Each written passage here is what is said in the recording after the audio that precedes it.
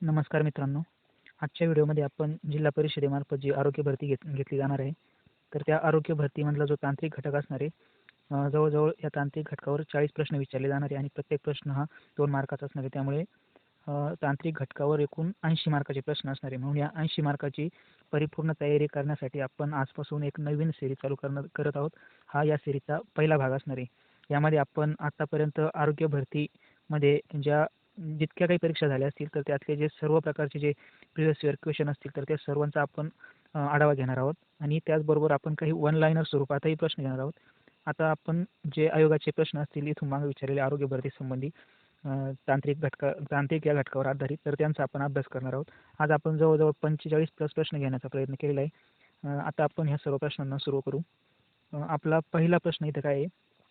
इरिथ्रोपायोटिन हे प्रथिन कोणत्या रोगावर उपयोगी पडते? आता इरिथ्रोपायोटिन नावाचं प्रथिन आहे. हे खालीलपैकी कोणत्या रोगावर उपयोगी पडतं? तर इथं ऑप्शन दिलेले आहे ॲनिमिया, कॅन्सर, मधुमेह आणि थेंगुपाना. तर हे इरिथ्रोपायोटिन नावाचं प्रथिन आहे, तर हे ॲनिमिया नावाच्या रोगावर उपयोगी पडतं. आपण पुढचा प्रश्न पाहू. इथं काय विचारलं आहे? हिमोफिलिया हा खालीलपैकी कोणत्या प्रकारचा आजार आहे? इथं ऑप्शन आहे संसर्गजन्य, व्यवसायजन्य, चयापचयजन्य आणि अनुवंशिक. तर हा जो हिमोफिलिया नावाचा आजार आहे, तर हा अनुवंशिक आजार आहे. म्हणून आपलं डी जो पर्याय आपला अनुवंशिक हा बरोबर असणार. हिमोफिलिया हा अनुवंशिक आजार आहे. आपला पुढचा प्रश्न आहे, मानवी शरीराचे सामान्य तापमान किती असते? तर मानवी शरीराचे सामान्य तापमान हे 98 फॅरेनहाइट इतके असते. फॅरेनहाइटमध्ये जर मोजलं तर 98 फॅरेनहाइट आपल्याला उत्तर सांगता येईल. आपण पुढच्या प्रश्नावर जाऊ. इथे काय विचारलं आहे?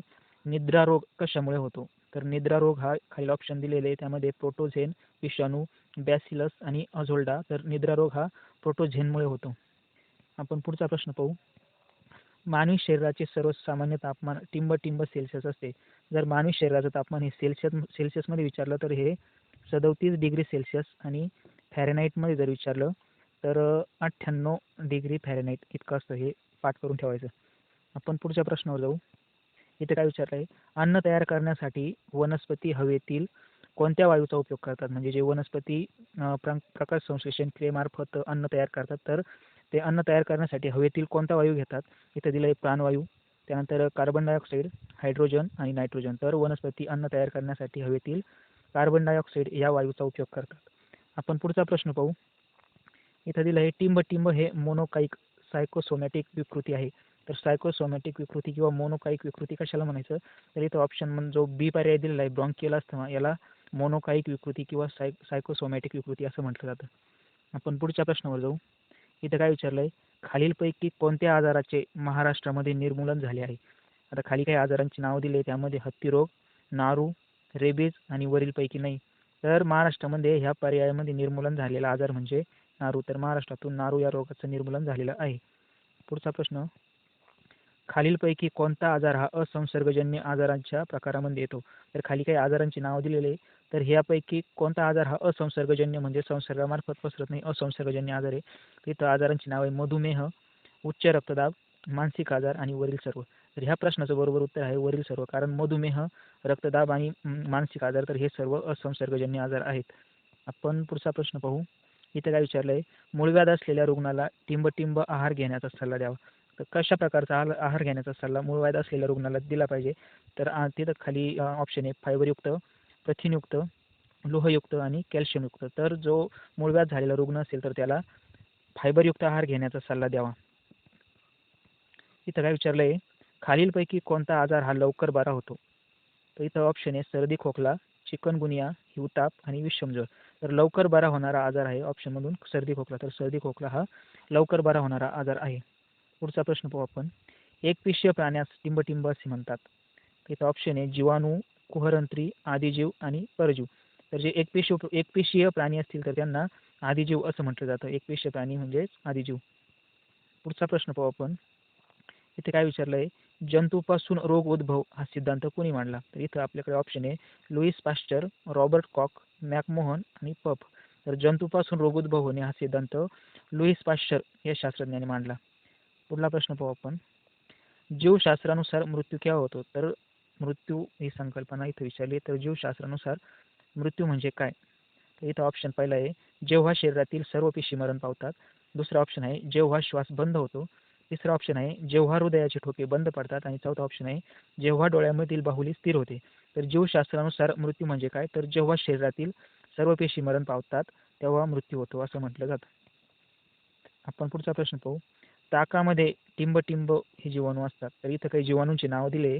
पहिला आहे बॅलेनोग्लोसस, दुसरा आहे स्टॅफिलोकॉकस, तिसरा आहे लॅक्टोबॅसिलाई आणि चौथा आहे अझॅटोबॅक्टर. तर जे ताक असतं तर ताकामध्ये जे जीवाणू असतात त्यांना लॅक्टोबॅसिलस असं म्हटलं जातं. बॅसिलस नाही, लॅक्टोबॅसिलाई. आपण पुढचा प्रश्न पाहू.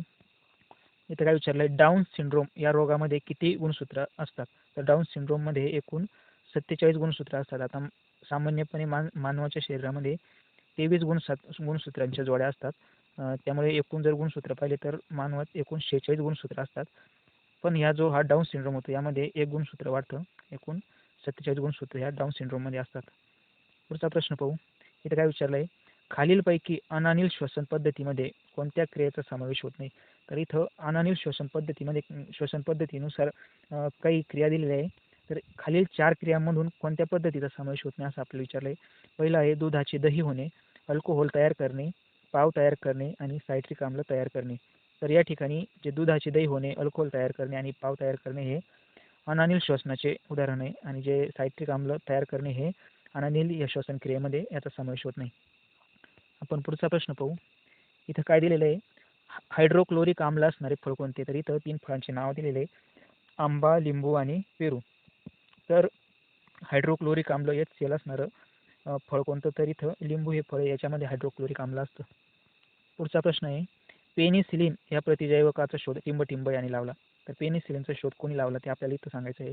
ऑप्शन आहे रोनाल्ड रॉस, जोसेफ लिस्टर, हायमेयन सॅल्युअल आणि अलेक्झांडर फ्लेमिंग.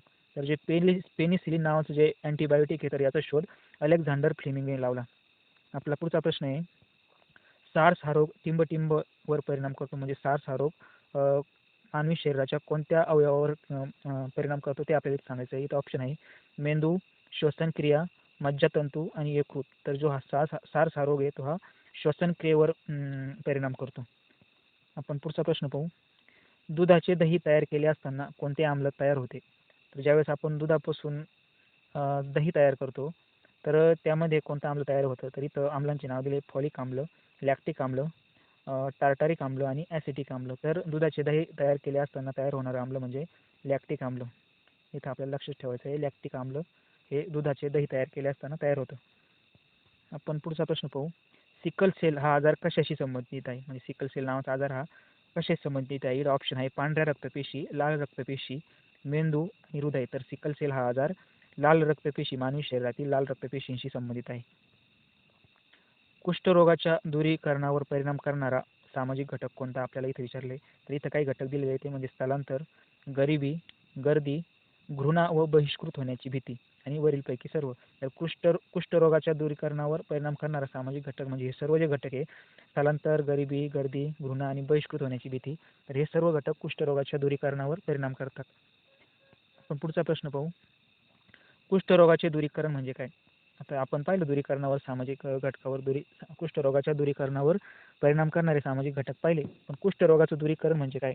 इथं ऑप्शन दिलेले. पहिला ऑप्शन आहे प्रति 1000 लोकसंख्येत 1 किंवा त्यापेक्षा कमी रुग्ण, प्रति 1,00,000 लोकसंख्येत 100 किंवा त्यापेक्षा कमी रुग्ण, प्रति 10,000 लोकसंख्येत 1 किंवा त्यापेक्षा कमी रुग्ण आणि यापैकी नाही. तर ह्या प्रश्नाचं बरोबर उत्तर आहे प्रति 1,000 लोकसंख्येत 1 किंवा त्यापेक्षा कमी रुग्ण याला कुष्ठरोगाचं दूरीकरण असं म्हटलं जातं. आपण पुढचा प्रश्न पाहू. दरवर्षी कोणता दिवस जागतिक कुष्ठरोग दिवस म्हणून साजरा केला जातो. तर इथं ऑप्शन आहे जुलै महिन्यातील पहिला रविवार, जानेवारी महिन्यातील शेवटचा रविवार, महात्मा गांधींचा जन्मदिन यापैकी नाही. तर दरवर्षी जागतिक कुष्ठरोग दिवस हा जानेवारी महिन्यातला शेवटचा रविवार जो असतो तर हा जागतिक कुष्ठरोग दिन म्हणून साजरा केला जातो. आपण पुढच्या प्रश्नावर जाऊ. भारत सरकारने राष्ट्रीय कुष्ठरोग नियंत्रण कार्यक्रम कोणत्या वर्षी सुरू केला. म्हणजे भारत सरकारने हा जो राष्ट्रीय कुष्ठरोग नियंत्रण कार्यक्रम हा कोणत्या वर्षी सुरू केला. इथं ऑप्शन आहे 1948, 1982, 1955 आणि 1983. तर भारत सरकारने राष्ट्रीय कुष्ठरोग नियंत्रण कार्यक्रम हा 1955 या वर्षी सुरू केला. पुढचा प्रश्न आहे मायकोबॅक्टेरियम लेप्रीचा आकार टिंब असतो. म्हणजे मायकोबॅक्टेरियम लेप्रीचा आकार हा कसा असतो. अर्धगोल असतो, गोलाकार असतो, रॉड सारखा असतो का चांदणी सारखा असतो. तर मायकोबॅक्टेरियम लेप्री या जीवाणूचा आकार हा रॉड सारखा असतो. Option number C. आपण पुढचा प्रश्न पाहू. कुष्ठरोगाचा आजार हा खालीलपैकी कोणत्या घटकास बाधित करतो? म्हणजे कुष्ठरोगाचा जो आजार असतो तर तो मानवी शरीराच्या खाली दिलेल्या घटकांपैकी कोणत्या घटकावर जास्त त्याचा परिणाम होतो किंवा त्या घटकाला बाधित करतो? इथं ऑप्शन आहे त्वचा, चेता, अंतत्वचा आणि यापैकी सर्व. तर जो कुष्ठरोग हा आजार आहे तर हा त्वचा असेल, चेता असेल आणि अंतत्वचा असेल तर या सर्व जे घटक आहे तर यांना बाधित करतो. म्हणून आपलं बरोबर उत्तर आहे ऑप्शन नंबर डी, यापैकी सर्व. आपण पुढचा प्रश्न पाहू. सांसर्गिक कुष्ठरोग बरा होण्यासाठी बहुविध औषधोपचार किती महिने नियमित घ्यावा लागतो? म्हणजे जर संसर्गामार्फत जो कुष्ठरोग पसरतो तर तो कुष्ठरोग बरा होण्यासाठी जी बहुविध औषधोपचार पद्धती तर ती नियमितपणे किती महिने घ्यावी लागते? इथं ऑप्शन आहे 4, 12, 6 आणि 24. तर जो सांसर्गिक कुष्ठरोग आहे तर तो बरा होण्यासाठी बहुविध औषधोपचार पद्धती ही 12 महिने घ्यावी लागते. म्हणून इथं आपला ऑप्शन आहे ऑप्शन नंबर बी, 12 महिने. पुढचा प्रश्न पाहू.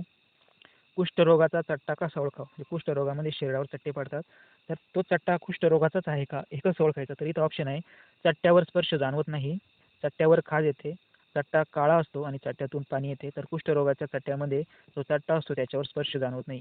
अशा प्रकारे आपण कुष्ठरोग ओळखू शकतो. काय? चट्ट्यावर स्पर्श जाणवत नाही. आपला पुढचा प्रश्न आहे कुष्ठरुग्णास विकृती येण्याचे कारण? इथं ऑप्शन आहे औषधांचे प्रमाण जास्त झाले, कुष्ठरोगाचे जंतू हाडांच्या पेशी नष्ट करतात, पथ्य पाळले नाही आणि कुष्ठरुग्णाने श्रमाचे काम केले. तर कुष्ठरुग्णास विकृती काय येते? तर रोगाचे जे जंतू असतात तर ते हाडांच्या पेशी नष्ट करतात. हे महत्त्वाचं. इथं ऑप्शन नंबर बी, कुष्ठरुग्ण म्हणजे कुष्ठरोग झालेल्या व्यक्तीला विकृती येण्याचं कारण काय? तर कुष्ठरोगाचे जंतू हे हाडांच्या पेशी नष्ट करतात. आपला पुढचा प्रश्न आहे माणसासोबत खालीलपैकी कोणत्या प्राण्यास किंवा पक्ष्यास कुष्ठरोग होतो?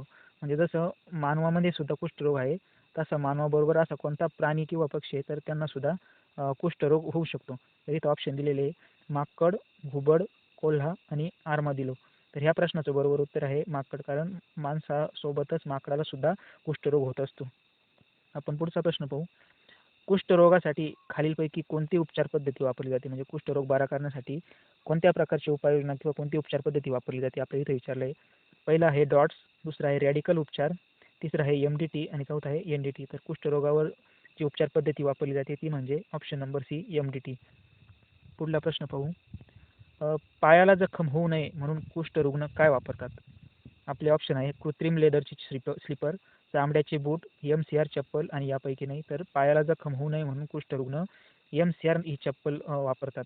MCR चप्पल. आपला पुढला प्रश्न आहे कुष्ठरोग नियंत्रणासाठी खालीलपैकी सर्वात महत्त्वाचे काम कोणते? तर कुष्ठरोगावर नियंत्रण आणायचं असेल तर सर्वात महत्त्वाचं काय कोणतं काम केलं पाहिजे असं आपल्याला इथे विचारलंय.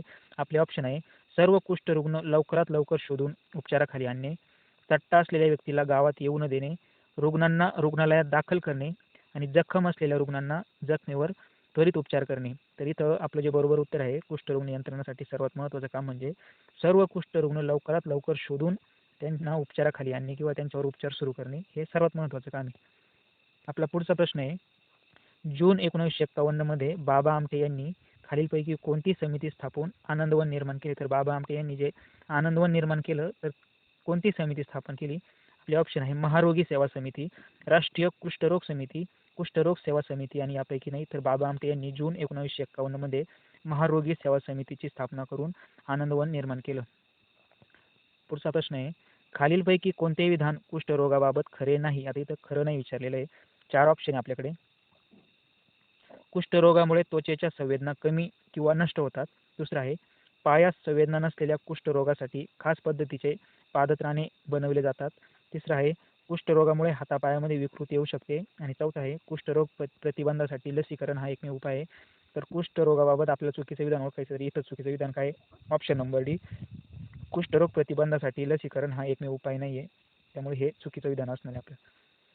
आपण पुढचा प्रश्न पाहू. इथे काय विचारलंय कुष्ठरोगाचा अधिशयन काळ हा सरासरी किती असतो किंवा किती आहे? आपले पर्याय आहे 6 महिने ते 1 वर्ष, 5 ते 7 वर्ष, 1 ते 2 वर्ष आणि यापैकी नाही. तर कुष्ठरोगाचा जो अधिशयन काळ असतो तो सरासरी 5 ते 7 वर्षांच्या दरम्यान असतो. आपला पुढचा प्रश्न पाहू. कुष्ठरोग प्रतिबंधात्मक उपाययोजनेतील घटक कोणते? तर इथं काही 3 घटक दिलेले आहे. तर यापैकी कुष्ठरोग प्रतिबंधात्मक उपाययोजनेमधील घटक कोणते आपल्याला विचारले? पहिला आहे लागण झालेल्या रुग्णांना बहुविध औषधोपचाराच्या मदतीने संसर्ग खंडित करणे. दुसरा आहे सार्वजनिक व वैयक्तिक स्वच्छता आणि तिसरं आहे निदान तपासणी व चाचणी. आणि चौथा आहे वरील सर्व. तर ह्या प्रश्नाचं बरोबर उत्तर आहे वरील सर्व. म्हणजे लागण झालेल्या रुग्णांना बहुविध औषधोपचाराच्या मदतीने संसर्ग खंडित करणे. दुसरं म्हणजे सार्वजनिक व वैयक्तिक स्वच्छता. आणि तिसरं आहे निदान तपासणी व चाचणी. हे सर्व कुष्ठरोगाच्या प्रतिबंधात्मक उपाययोजनेमधले घटक आहेत. पुढचा प्रश्न आहे कुष्ठरोग हा टिंबटिंबमुळे होणारा आजार आहे. तर कुष्ठरोग हा कशामुळे होतो? जीवाणूमुळे होतो, विषाणूमुळे होतो किंवा डासांमुळे होतो? तर कुष्ठरोग हा जीवाणूजन्य रोग आहे किंवा जीवाणूमुळे होणारा आजार आहे. आपला पुढचा प्रश्न पाहू. कुष्ठरोग हा दुसऱ्या कोणत्या नावाने ओळखला जातो? म्हणजे कुष्ठरोगाला अजून एक दुसरं नाव आहे, तर ते कोणतं आहे? तर इथं काही रोगांचे म्हणजे नाव दिलेले आहे. लेन्सन डिसीज, हॅन्सन्स डिसीज, टायसन्स डिसीज आणि हॅन्सन्स डिसीज. तर कुष्ठरोगाला हॅन्सन्स डिसीज म्हणून ओळखलं जातं. दुसरं नाव आहे कुष्ठरोगाचं काय? तर हॅन्सनचा रोग किंवा हॅन्सन्स डिसीज. आपण पुढचा प्रश्न पाहू. कुष्ठरोगाचा प्रसार एका बाधित व्यक्तीकडून दुसऱ्या व्यक्तीस कसा होतो? तर म्हणजे कुष्ठरोग हा संसर्गजन्य रोग आहे, तर त्याचा प्रसार कशा प्रकारे होतो? तर दूषित पाण्यामार्फत, नाकातील स्रावामार्फत, दूषित अन्नामार्फत आणि यापैकी नाही. तर कुष्ठरोगाचा बाधित व्यक्तीकडून दुसऱ्या व्यक्तीकडे प्रसार होण्याचं कारण म्हणजे नाकातील स्रावामार्फत. म्हणजे नाकातील स्रावामार्फत कुष्ठरोग हा एका व्यक्तीकडून दुसऱ्या व्यक्तीकडे पसरतो. आपला पुढचा प्रश्न आहे संशयित कुष्ठरोगाचे खालीलपैकी कोणते लक्षण आहे? काही आपल्याकडे पर्याय आहेत. थंडी वाजून ताप येणे, त्वचेवर फिकट लालसर चट्टा असणे, घशात खवखवणे आणि यापैकी नाही. तर एखाद्या व्यक्तीला कुष्ठरोग झालेला आहे किंवा नाही, किंवा त्या एखाद्या व्यक्तीवर आपल्याला संशय असेल, तर त्या संशयित कुष्ठरोगाचं लक्षण काय? तर त्याच्या त्वचेवर फिकट लालसर चट्टे पडतात. काय? त्वचेवर फिकट लालसर चट्टा असणे हे संशयित कुष्ठरोगाचं लक्षण आहे. आपण पुढचा प्रश्न पाहू. लिंगनिहाय कुष्ठरोगाचे प्रमाण किती असते? म्हणजे पुरुष आणि स्त्री तर यांच्यामध्ये कुष्ठरोगाचं प्रमाण हे कोणामध्ये जास्त असतं? तर आपल्याकडे ऑप्शन आहे स्त्रियांमध्ये पुरुषांपेक्षा जास्त, स्त्री व पुरुष दोघांमध्ये समान, पुरुषांमध्ये स्त्रियांपेक्षा जास्त आणि यापैकी नाही. तर लिंगनिहाय कुष्ठरोगाचं प्रमाण पाहिलं तर पुरुषांमध्ये स्त्रियांपेक्षा जास्त प्रमाण असतं. म्हणजे ऑप्शन नंबर सी, पुरुषांमध्ये स्त्रियांपेक्षा जास्त कुष्ठरोगाचं प्रमाण आढळून येतं. आपण पुढचा प्रश्न पाहू. कुष्ठरोगामुळे मृत्यूचे प्रमाण टिंबटिंब इतके आहे. म्हणजे कुष्ठरोग जर झाला एखाद्या व्यक्तीला तर त्याचं प्रमाण किती टक्के असेल असं आपल्याला विचारलं आहे. 2%, 0%, 5% आणि 3%. तर कुष्ठरोगामुळे मृत्यूचे प्रमाण हे 0% आहे. म्हणजेच कुष्ठरोगामुळे मृत्यू होत नाही. आपण पुढचा प्रश्न पाहू. हा आपला या सेशनमधला शेवटचा प्रश्न आहे. कुष्ठरोगावर उपचार म्हणून खालीलपैकी कोणते औषध वापरले जाते? इथं औषधांची नावं दिले. डॅप्सॉन प्लस क्लोफाझोमिन, दुसरा आहे रिम्फापिसिन, वरील दोन्ही आणि यापैकी नाही. तर हे जे वरील दोन्ही औषध आहे काय? डॅप्सोन प्लस क्लोफाझोमिन आणि रिफाम्पिसिन हे जे दोन्ही औषध आहे तर हे कुष्ठरोगावर ते उपचार पद्धतीमध्ये वापरले जातात. तर मित्रांनो आज आपण जवळजवळ 46 प्रश्न पाहिले. आज हे पहिला भाग होता ह्या सिरीजमधला. आरोग्य भरतीमध्ये जे प्रिव्हियस इयर क्वेश्चन असतील तर त्यांना आज आपण सुरुवात केलेली आहे. आज आपला हा पहिला भाग होता. जर तुम्हाला ही व्हिडिओ आवडत असतील तर व्हिडिओला तुम्ही लाईक करा, अभ्यास करणाऱ्या तुमच्या मित्रांपर्यंत शेअर करा, चॅनलला सबस्क्राईब करा. आपण लवकरच पुढल्या एका पार्टमध्ये भेटू. तोपर्यंत धन्यवाद.